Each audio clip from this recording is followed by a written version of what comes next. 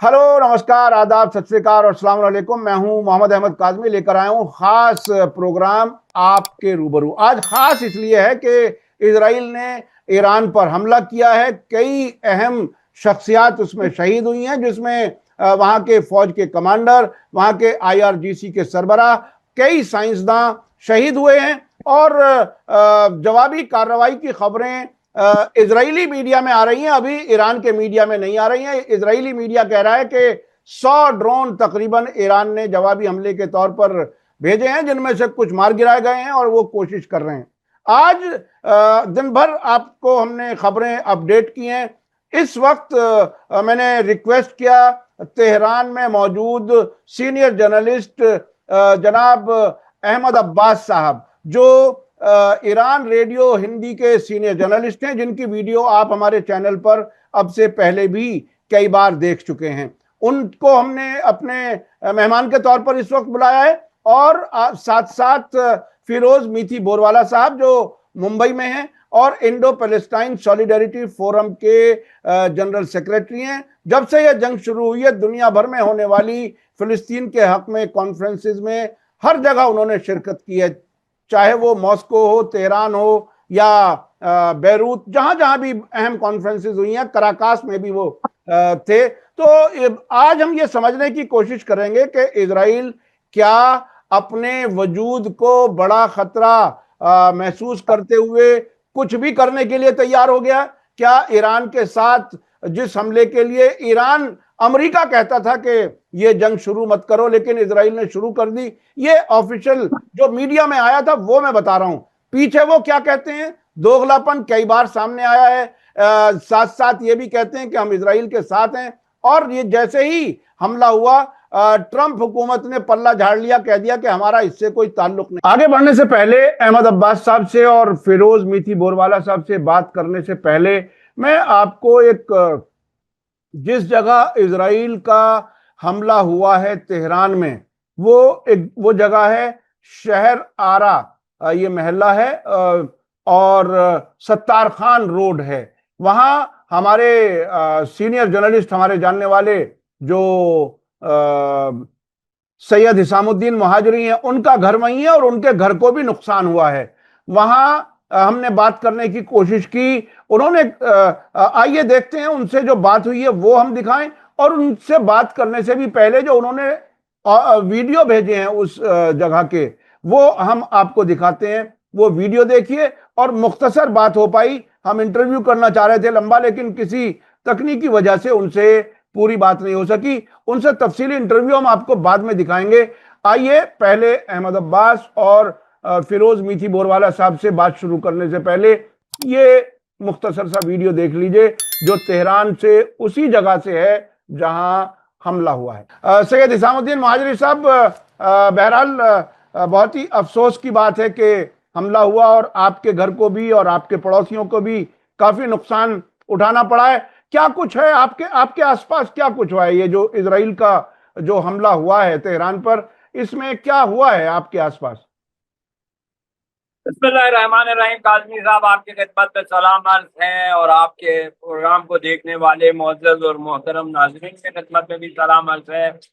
मैं इस वक्त तेहरान में शाहरारा मोहल्ला सत्तार खान रोड पर हाजिर हूँ, जहाँ पर सह्यूनी दरंदों ने एक 100% रेजिडेंशियल एरिया को, यानी एक यहाँ पे ना कोई एटमी तंसीबात हैं, ना कोई फौजी अड्डा है, ना कुछ है। उन्होंने यहाँ पे सिविलियंस को निशाना बनाया और कम से कम यहाँ पे 25 लोगों की मैयत मलबे से निकले, जिनमें से 7 बच्चे हैं। और ये अफसोस की बात है हमारे लिए, मेरे लिए तो बहुत अफसोस की बात है। मैं यहाँ पे होते होते मुझे तौफीक शहादत नहीं हुई है, ये अफसोस की बात है। लेकिन साथ साथ खुशी की बात ये कि हम जो कहते हैं वो अमल करते हैं। हम जब फिलिस्तीनियों की हिमायत करते हैं, उनके साथ इजहार हमदर्दी करते हैं, तो अभी हम इसी पोजीशन में हैं और हम पे यहाँ पर हमले हो रहे हैं। और जो प्रोपेगेंडा ईरान के खिलाफ था कि ईरान इजराइल के साथ मिला हुआ है, ईरान अमेरिका के साथ मिला हुआ है, तो उन लोगों को ये मैं बता देना चाहता हूं कि देखें, इजराइल डायरेक्टली ईरान को हिट कर रहा है। अलबत्ता हम फौरी तौर पे इंशाअल्लाह ताला इसकी जवाबी कार्रवाई ईरान की तरफ से की जाएगी। लेकिन उन मुनाफिकीन के लिए, उन नाम नहाद मुसलमानों के लिए जो कहते थे कि इजराइल और ईरान मिले हुए, तो ये सबसे पहले बात, ये खुशी इस बात की है कि ये सबूत है कि हम जो भी हैं इजराइल और सहयूनी हुकूमत के मुखालिफ हैं। हम पहले ही दिन से हैदर करार, खैबर से लेके आज इजराइल तक हम इनकी मुखालिफ हैं और इंशाल्लाह आखिरी दिन तक इनकी मुखालफत करेंगे जब तक हजरत इमाम महदी अलैहिस्सलाम तशरीफ फरमा होंगे और जुल्म सितम का जो ढांचा है दुनिया से खत्म होगा। ये मैं आपको एक बार फिर बताना चाहता हूं कि देखा आपने, अमेरिका, मगरबी ममालिक और इजराइल में इस पर हमसे बात नहीं कर सकते थे क्योंकि उनके पास कुछ कहने के लिए नहीं था। उन्होंने सियासी लिहाज से हमारे मध्य मुकाबिल शिकस्त खाई, इसीलिए उन्होंने वही हरकत जो गजा में शुरू किया था वो यहाँ पर भी किया। लेकिन ये गजा नहीं है, ये ईरान है। काज़मी साहब, मैं आपको एक बात बताना चाहता हूँ, ईरान और खास तौर से तेहरान के मुख्तलिफ इलाकों में और खास तौर से मेन स्क्वायर जहाँ है, जहाँ मैदान इंकलाब, मैदान आज़ादी, मैदान वनाक, मैदान इमाम हुसैन पर लोग इकट्ठे हुए हैं और लगातार नारे लगा रहे हैं। और अजीब बात ये बताऊं कि बहुत ही कम तादाद में अक़लियत भी यहाँ पर थे जो कि इस्लामी जमहूरिया ईरान यानी हुकूमत ईरान सुलह करना चाहिए इनके साथ मुज़ाकरात अंदाज में, उनमें से मैं देख रहा हूँ कि वो भी आज से पुरअज़्म है और वो सिर्फ और सिर्फ ईरानी अवाम सब के सब मिलकर उनकी ख्वाहिश ये कि डायरेक्ट जंग किया जाए और इनकी खिबासत की जवाब इन्हीं के अंदाज में दिया जाए। हालांकि हमने आज तक इंतजार किया, 47 साल से ये मुख्तलिफ तरीकों से हमारे मुल्क को, हमारे साइंसदानों को, हमारे क़ियादत को निशाना बनाते जा रहे हैं। आपको बताए कि कासिम सुलेमानी जैसे हमारे कमांडर को इन्होंने शहीद किया, हसन नसरुल्लाह जैसे हमारे बुजुर्ग को इन्होंने शहीद किया, हमारे कई साइंसदानों को शहीद किया, लेकिन मिशन जारी रहा, एक दिन भी नहीं रुका। आज भी अगर हमारे जो सुहदा हैं वो हमारे साथ नहीं हैं, वो तो मैं आपको काज़मी साहब बताऊं, आपके व्यूअर्स को ये मैं आप यकीन के साथ कहना चाहता हूं, जो शहीद हुआ है वो खुश है क्योंकि वो अपने हदफ पर पहुंचे। सहयूनी जब मरते हैं तो नेज और नेज तो नाबूद हो जाते हैं।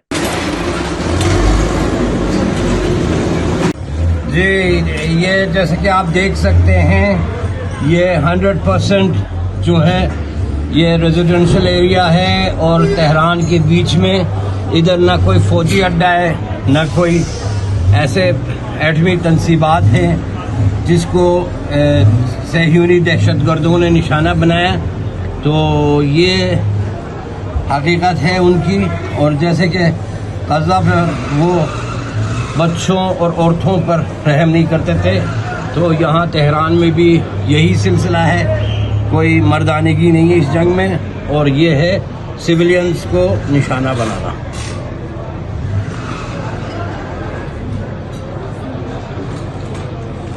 जैसे कि आप देख सकते हैं ये बिल्कुल रेजिडेंशियल एरिया है और यहाँ को हदफ करार दिया गया है। इसमें तमाम जो हैं सिविलियंस रहते हैं और ये हमारा अपना मोहल्ला है और ये भी हमारा घर है और ये सारे जितने भी आप देख सकते हैं ये सब के सब सिविलियंस है। ये ना कोई फौजी बेस है ना कोई। जी, अब चलते हैं, बात करते हैं अहमद अब्बास साहब से और फिरोज मीठी बोरवाला साहब से। हम सबसे पहले समझने की कोशिश करेंगे अहमद अब्बास साहब से कि ईरान में क्या माहौल है, तेहरान में जो कुछ नुकसान हुआ है, जिस तरह से हालात हैं, और वहाँ के सुप्रीम लीडर आयतुल्लाह खामेनाई का भी पैगाम आ चुका है, वो पैगाम भी हमने काफ़ी हद तक आप तक पहुँचाया है। अहमद अब्बास साहब, आप क्या कैसे देख रहे हैं इस हमले को? काज़मी साहब, ये हमला जाहिर है इसकी तवक्को इससे कल से ही हो गई थी और इसका अंदाजा पहले से हो रहा था। बल्कि मैं ये अर्ज करना चाहूंगा कि जब से ईरान और अमेरिका के एटमी मुज़ाकरात का आगाज हुआ है, उस वक्त से ही ये तवक्को की जा रही थी कि इजराइल बीच में कहीं भी कभी भी कोई इस तरह की कार्रवाई करेगा कि मुज़ाकरात जो है वो डिरेल हो जाएं।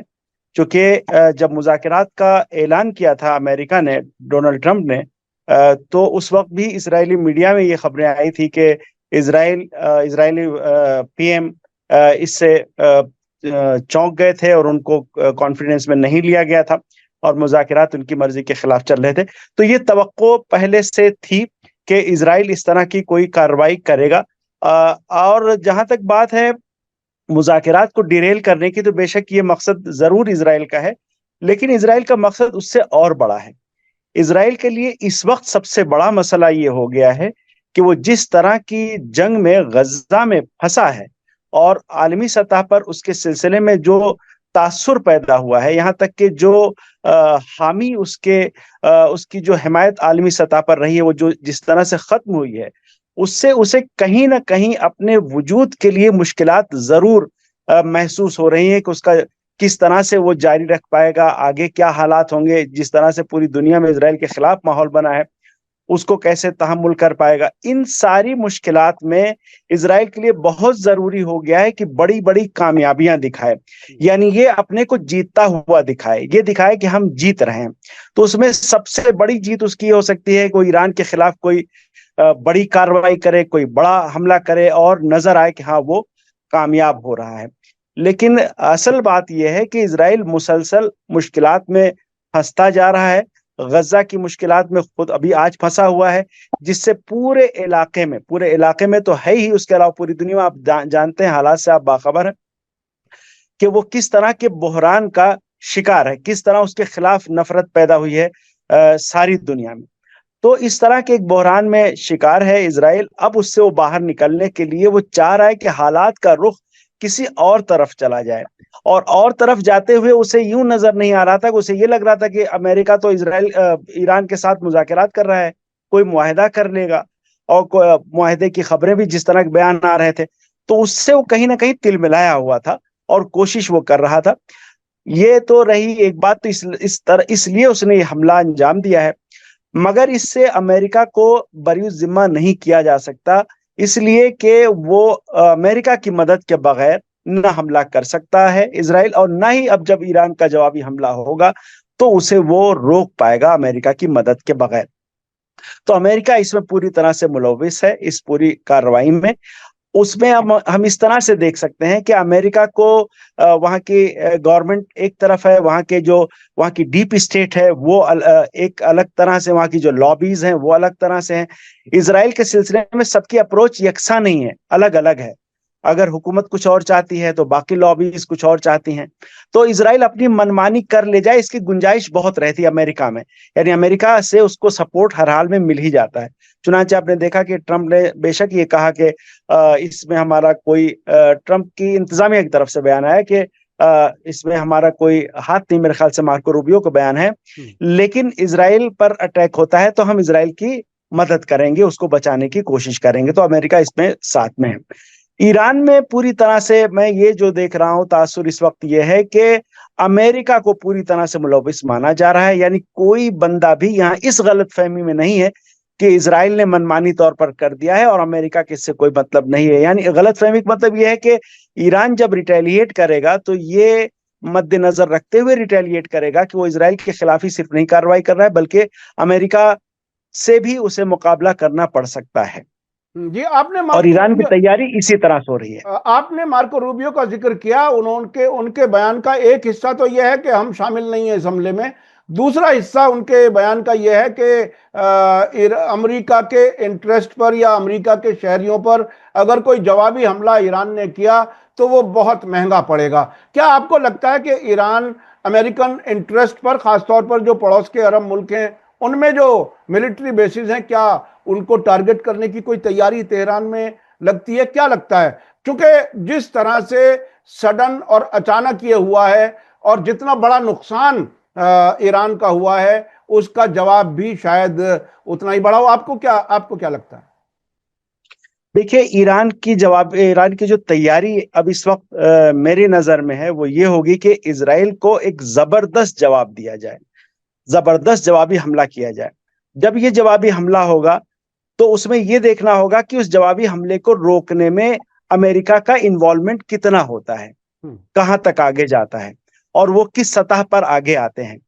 अगर उन्होंने जैसे प्रॉक्सी के अंदाज में यानी पीछे रह के उन्होंने ये काम किया है तो मुझे लगता है कि इजराइल पर अटैक ईरान करेगा अच्छी तरह से, ऐसा कि जो प्रोपोर्शनेट हो। और अगर अमेरिका इसमें इन्वॉल्व होने की कोशिश करता है तो मुझे यकीन है कि ईरान की तैयारी पूरी तरह से है कि अमेरिका से कैसे निपटा जाए। आप यमन का सेगमेंट अगर मद्देनजर रखें तो अंदाजा हो सकता है कि किस तरह की तैयारी है। ईरान की तैयारी है। और हम मुझे याद है कि जब वो एक जमीन के नीचे एक छावनी दिखाई गई थी, मिसाइल सिटी जिसे कहा गया था, उसके बाद ईरान के एक बड़े जिम्मेदार ने कहा था कि अगर हम हर हफ्ते एक ऐसी ही जमीन के नीचे छावनी दिखाएं तो 2 साल लगेंगे कम से कम। ये एक ताकत का उन्होंने इशारा दिया था। आप क्या कहते हैं फिरोज मीठी बोरवाला साहब? आप इस पूरे इशू को, खासतौर पर फिलिस्तीन के इशू को बहुत नजदीक से देख रहे हैं। इस जंग के दौरान आपने बहुत सी कॉन्फ्रेंसेस अटेंड की हैं। आपको क्या लगता है? एक खबर यह भी आ रही है कि लेबनान की सरकार ने हिजबुल्लाह से कहा है कि ईरान की जवाबी कार्रवाई में शरीक ना हो। तो उस इलाके में अब आपको क्या लगता है क्या होने वाला है? वो लेबनान की सरकार क्या बोलती है और हिजबुल्लाह को क्या करना है, वो 2 अलग बातें हैं। वहां किसी की औकात नहीं है। हिजबुल्लाह ने अगर तय कर लिया तो वो खुद अपना काम करेगा, वो नेक्स्ट स्टेज में आएगा। मेरा मानना है कि अब्बास जी को मैं बात के समर्थन करते हुए, क्योंकि इजराइल गाजा में हार रहा है, इसीलिए उन्होंने एक नया मोर्चा भी खोला है हेडलाइंस को बदलने के लिए। क्योंकि जमीन की लड़ाई में इजराइल की आर्मी मुकाबला नहीं कर पा रही है हमास के साथ, खाली हवाई जहाजों से ही अटैक हो रहा है, वो नीचे जमीन को नहीं ले पा रहे। ओके, तो जिस आर्मी की औकात गाजा को हराने की नहीं है, ईरान तो उसकी बस की बात भी नहीं है। Point number 1। पॉइंट नंबर 2 है कि इसकी टाइमिंग बहुत इंपॉर्टेंट है, क्योंकि जब भी ये सब चीजें होती है तो टाइमिंग इंपॉर्टेंट है। पॉइंट ये है कि संडे को बहुत important round of talks Iran और अमेरिका के होने वाले थे। ईरान की मॉरल पोजीशन बहुत ही स्ट्रांग है, लीगल पोजीशन बहुत स्ट्रांग है कि मैं एनपीटी का सिग्नेटरी हूं, मेरा 3.67% एनरिचमेंट का, न्यूक्लियर एनरिचमेंट का मेरा अधिकार है, और बेसिकली ओबामा के साथ जो डील साइन हुई थी वही डील होनी है, उसमें से ज्यादा कुछ होने वाला नहीं है। तो ट्रंप टाइम निकाल रहा था, मगर अभी तक तो हमको डिटेल भी पता नहीं कि एक्चुअली क्या बात हो रही है। मगर ट्रंप ये लाइन पे आ गया था कि ईरान का अधिकार ही नहीं बनता न्यूक्लियर एनरिचमेंट का। तो जब ये टॉक्स फेल होने थे तो पूरा ब्लेम अमेरिका पे आ गया, ईरान पे कोई ब्लेम आने का सवाल नहीं है। Point number 1। Point number 2, Iran ने जो इजराइल के जो पूरे न्यूक्लियर सीक्रेट्स निकाल दिए हैं, ये अनप्रेसिडेंटेड है। मतलब आज ईरान की इजराइल के अंदर एक स्पाई रिंग बन चुकी है जिससे ये सब डॉक्यूमेंट बाहर निकले। उसके साथ ईरान ने और एक बहुत बड़ी बात कर ली कि हमारे जो साइंटिस्ट के नाम इजराइल के पास गए थे, वो कोई इजराइल का कोई खुफिया नेटवर्क नहीं था। आईएए का जो चीफ था ग्रोसमैन, वो सब हमारे ईरानियन साइंटिस्ट का नाम उनको दे रहा था। तो ये कोई इजराइल का कोई बड़ा मोसाद का स्पाई नेटवर्क का काम नहीं था ईरान के अंदर। वो नाम ही दे रहे थे, उनको जाके इंटरव्यू करेंगे वो नाम दे रहे थे। ये भी बात आ गई। तीसरी बात है कि ट्रंप बहुत बुरी तरीके से फंस गया है अमेरिका के अंदर। उसने जो आर्मी को उतार दी है, जो नेशनल मरीन्स को उतार दी है लॉस एंजलिस में, वो अपने कॉन्स्टिट्यूशन के खिलाफ जा चुका है।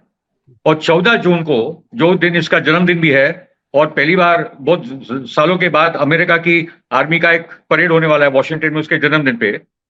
14 जून को 4 मिलियन 40 लाख पीपल से ज्यादा इस बार सड़क पे आने वाले हैं। ये जो इमिग्रेंट्स पे जो अटैक हो रहा है, ये पूरे मैटर में ट्रंप एक से एक अपनी नीतियों में फंसे जा रहा है। तो जो ट्रंप की वीकनेस थी, और ट्रंप की जो बड़ी वीकनेस है, वो जेफरी एप्स्टाइन का जो बार बार बोलता रहता हूं कि वो जो कांडीपुर एक्सपोज हो गया कि चाइल्ड प्रोस्टिट्यूशन रिंग, उसमें ट्रंप का नाम, ओबामा का नाम, क्लिंटन, बिल गेट्स सबके नाम है। वो जेफरी एप्स्टाइन के मुद्दे को दबाने के लिए वो लॉस एंजलिस में गया। लॉस एंजलिस में जाके वो और भी फंस गया, और अभी वो वहां से फंसने के लिए ये पूरा अटैक हुआ है ईरान पे। क्योंकि मेरा मानना था कि अगर ये 2-3 दिन से धमकी आ रही थी, मुझे लगा कि संडे की बातचीत के बाद इजराइल हमला करेगा कि भी फेल हो चुका है, अभी तुम मारो, मगर उन्होंने तो 2-3 दिन पहले कर दिया। खैर, मेरा मानना है कि जो मैं लगातार बोल रहा हूं आपको कि 2027-28 तक इजराइल का अंत होने वाला है। एक फैशिस्ट नाजी राज जो जर्मनी में था, जो साउथ अफ्रीका में था, वो कोलैप्स होने वाला है। ईरान के हमले के बाद और भी बात क्लियर कट हो गई है, क्योंकि विदाउट ए मिलिट्री इंटरवेंशन गाजा को बचाना बहुत ही मुश्किल था। गाजा लड़ रहा है, गाजा के लोग लड़ रहे हैं, वो सरेंडर करने के लिए, मतलब it's unbelievable what the people of Palestine जो गाजा में हो रहा है। अभी ईरान पे अटैक नेतन्याहू क्योंकि गाजा में फंस चुका था, उसने ईरान पे हमला किया है। ईरान में हमले करने के बाद वो तो और भी फंसा है। तो अभी जो पूरा एक्सेस ऑफ रेजिस्टेंस जो फिर से एक्टिवेट होगा, हिजबुल्लाह होगा, ईरान का असद शाह भी होगा, यमन तो कर ही रहा है। तो ये जो पूरी ताकत एक साथ आएगी, क्योंकि आपने जो पिलर है पूरे एक्सेस का, ईरान, उस पर अभी लोगों ने हाथ डाला है और अभी ये फाइट टू द फिनिश है।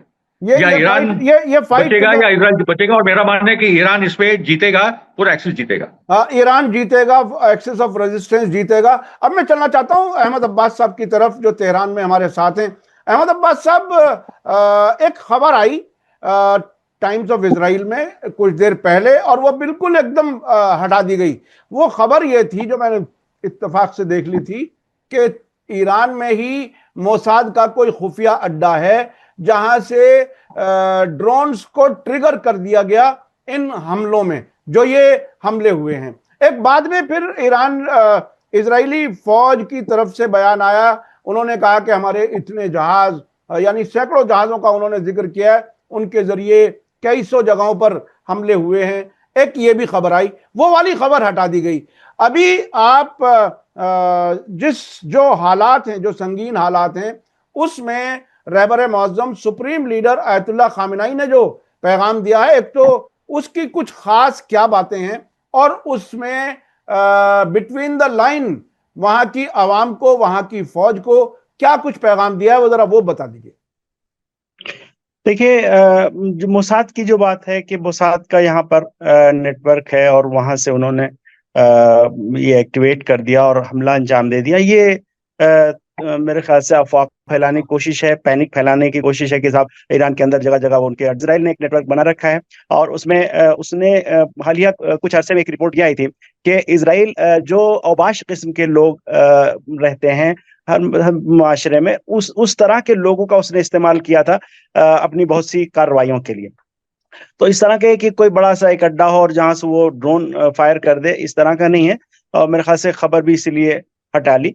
जहां तक सुप्रीम लीडर के पैगाम की बात है, सुप्रीम लीडर ने एक तो चूंकि सुप्रीम लीडर साथ ही में आर्म्ड फोर्सेस के वो सुप्रीम कमांडर भी हैं, तो उन्होंने जो जनरल्स शहीद हुए इन हमलों में, उनकी जगह पर अपॉइंट किया है, नए ओहदेदारों को अपॉइंट किया है। उसमें chief of general staff of armed forces general बाकरी की जगह पर उन्होंने अब्दुल रहीम मूसवी साहब को अपॉइंट किया है।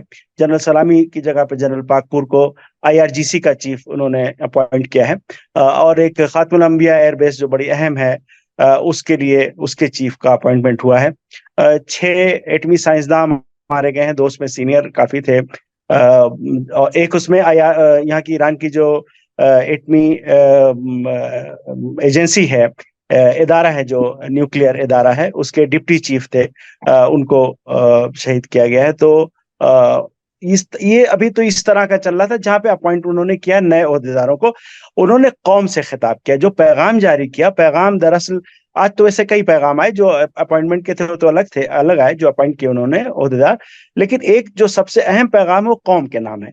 कौम के नाम पैगाम में 3 छोटे छोटे पैराग्राफ्स हैं, 3 जुमलों का समझ लीजिए एक पैगाम है।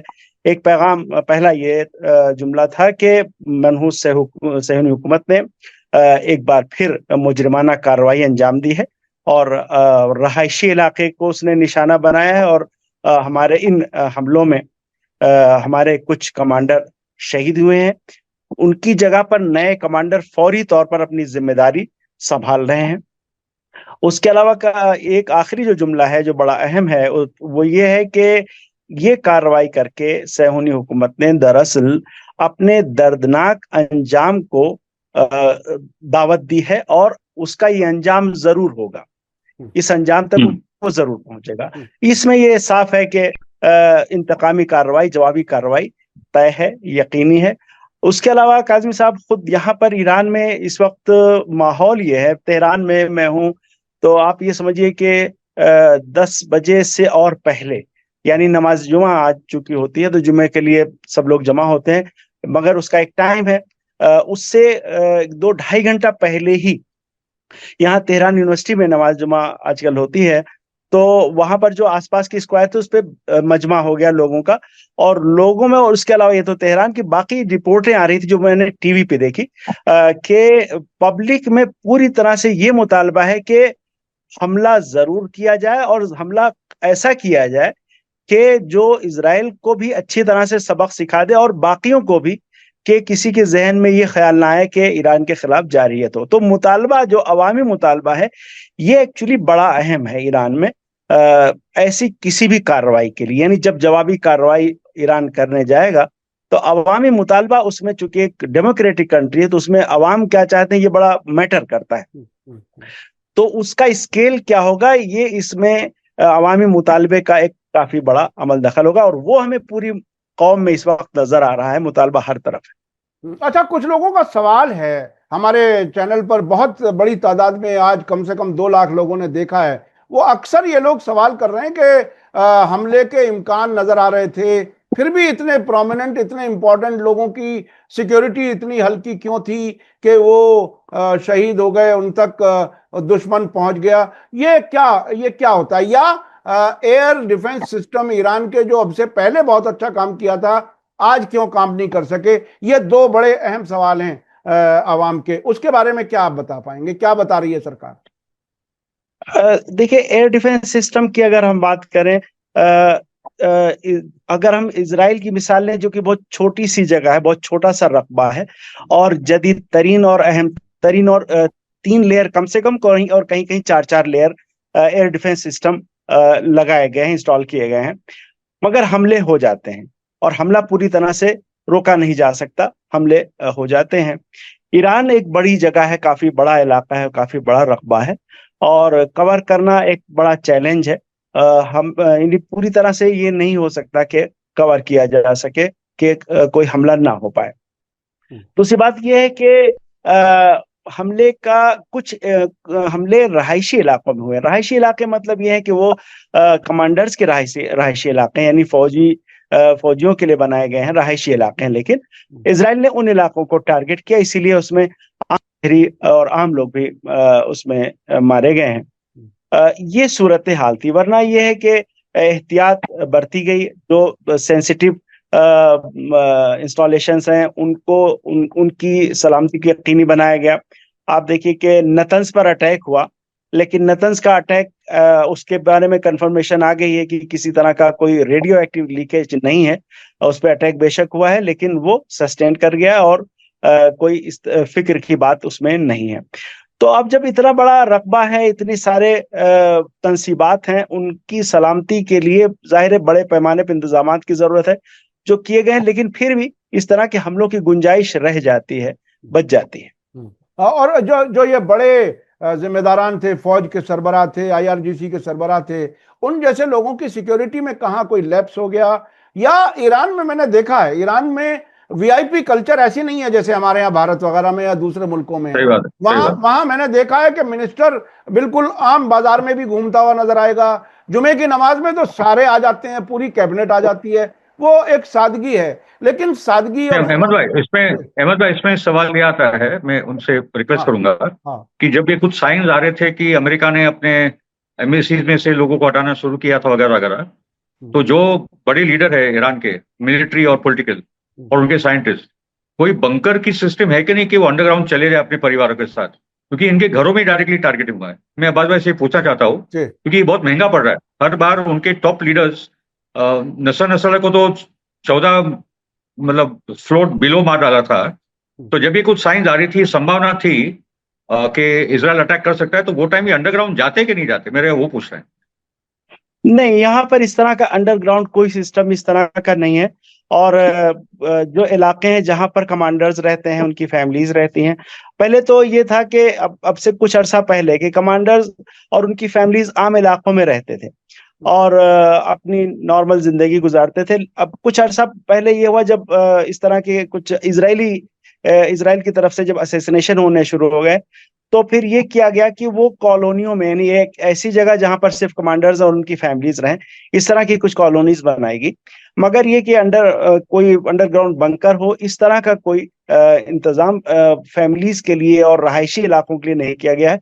बेशक ईरान के जो बेसेस हैं और जो डिफेंस के जो मराकिज हैं वो अंडरग्राउंड भी हैं, महफूज भी हैं, मगर रहायशी यानी फैमिलीज के लिए इस तरह का कोई इंतजाम नहीं किया गया है। अच्छा, हमारे पास अब वक्त जरा कम रह गया है। फिरोज साहब, आप बताइए, आपको क्या लगता है कि अब आने वाले वक्त में क्या कुछ होगा? कुछ लोग कह रहे हैं थर्ड वर्ल्ड वॉर शुरू हो रही है, कुछ और तरीके से देख रहे हैं पूरे मिडिल ईस्ट में आग लग सकती है। जिस तरह से अहमद अब्बास साहब ने कहा कि ईरान शायद पहले इजराइल के खिलाफ कार्रवाई करेगा, उसमें देखेगा कि अगर अमेरिका उसको बचाने की कोशिश करता है तो अमेरिका के बेसिस पर भी हमले होंगे। आप उसे कैसे देख रहे हैं? नहीं, वो तो उसी दिशा में बढ़ रहा है। और नेतन्याहू ने अपनी आखिरी जो मतलब इजराइल का जो आखिरी खात्मा की तरफ जो बढ़ रहा है, वो नेतन्याहू ने काम कर दिया है, नंबर 1। पॉइंट 2 है कि ईरान अभी जो जवाब दे करेगा, और नेतन्याहू का बोलना है कि ये यहीं खत्म नहीं हुआ, मैं तो और भी करने वाला हूँ। तो एक क्लियर कट वॉर का ऐलान है। ईरान जवाब देगा, उसके बाद इजराइल जवाब देगा, ये मामला चलने वाला है। सवाल ये कि ईरान अमेरिका क्या रोल प्ले करता है, वो देखना है कि वो डिफेंसिव रोल पड़ेगा या वो आक्रमण में शामिल होगा नेक्स्ट फेज में।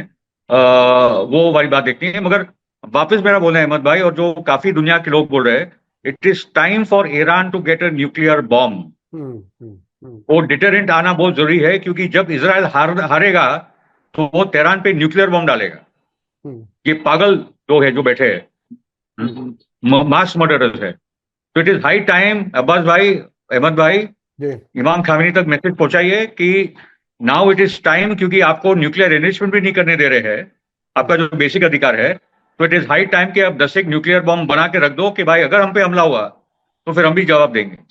Okay, but I believe we are heading to world war and it is leading to the freedom of Palestine, क्योंकि फिलिस्तीन और गाजा के लोगों ने वो बता दिया है कि इजराइल हमको हरा नहीं सकती। और अभी ये मामला ईरान पे आया है क्योंकि वो चाहते थे कि ईरान ये लपेटे में आ जाए, मगर उन्होंने बहुत बड़ी स्ट्रेटेजिक गलती की है। ईरान को लाने में इजराइल ने बहुत बड़ी गलती की है, और ईरान का ही इजराइल का इसमें खात्मा होने जा रहा है। जी, जिस तरह से फिरोज साहब ने कहा, इनका कहने का लब्बो-लुबाब यह है कि ईरान का अगर न्यूक्लियर बम होगा तो ईरान की भी हिफाजत इसमें होगी, इस पूरे इलाके की भी हिफाजत होगी, जंग आगे नहीं बढ़ेगी और फिलिस्तीन का मसला भी किसी हद तक हल हो सकता है। आखिर में आप क्या कहना है अहमद अब्बास साहब, आपको क्या लगता है?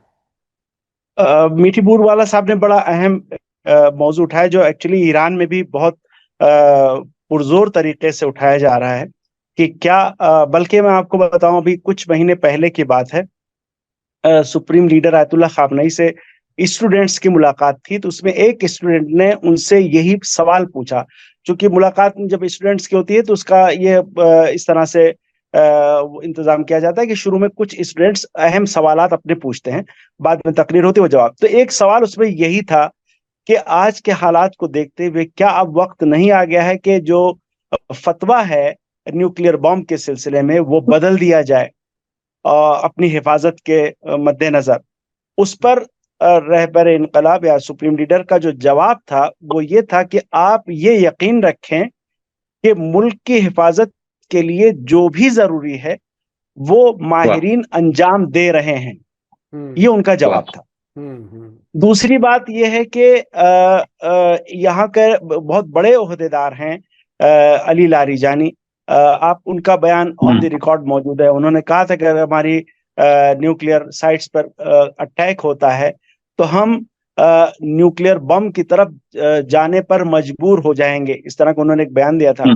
तीसरी बात मैं ये ऐड करना चाहता हूं कि ईरान सुप्रीम लीडर समेत बाकी ओहदेदार कह चुके हैं कि ईरान अगर एटम बम नहीं बना रहा है तो ऐसा नहीं को नहीं बना सकता, बस सिर्फ इसलिए कि वो चाहता नहीं, यानी अगर बनाना चाहे तो कोई रोक नहीं पाएगा। तो यानी तवानाई पूरी तरह से मौजूद है और ये बयानात है।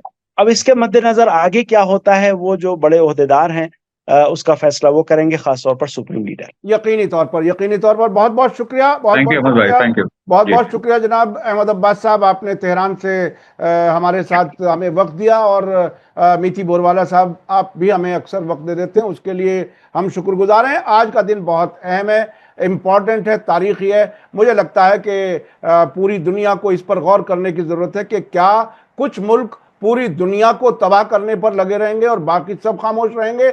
नंबर सबका आएगा अगर खामोश रहे। बहुत बहुत शुक्रिया आप दोनों मेहमानों का। इसी के साथ मुझे दीजिए इजाजत। धन्यवाद, शुक्रिया, जय भारत, जय हिंद। मीडिया स्टार वर्ल्ड के और वीडियो देखने के लिए हमारे चैनल को सब्सक्राइब करें और सीधे नोटिफिकेशन पाने के लिए बेल आइकन दबाएं। और अगर हमारी खबर सच्ची और अच्छी लगे तो अपने व्हाट्सएप, इंस्टाग्राम, फेसबुक और ट्विटर अकाउंट पर जरूर शेयर करें।